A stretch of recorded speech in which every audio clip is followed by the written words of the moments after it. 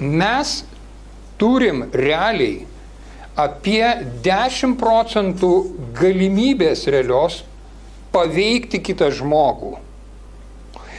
Ir 90% galimybę paveikti save, pakeisti save.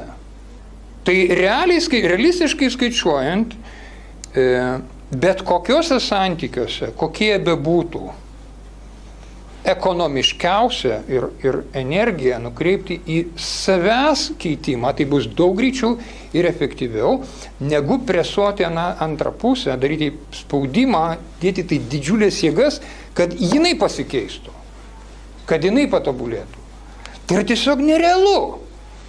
Su geriausiais norais, su visa pagarba tam įtaką darančiam žmogui. Tai yra tiesiog neefektyvu. Tai laiko gaišimas, jėgų švaistymas. Daug lengviau ir daug paprasčiau yra pakeisti save, pakeisti savo požiūrį, elgesį ir modelį. Ir bus greitesnis rezultatas, negu mes darysim psichologinį spaudimą šeimoje. Ir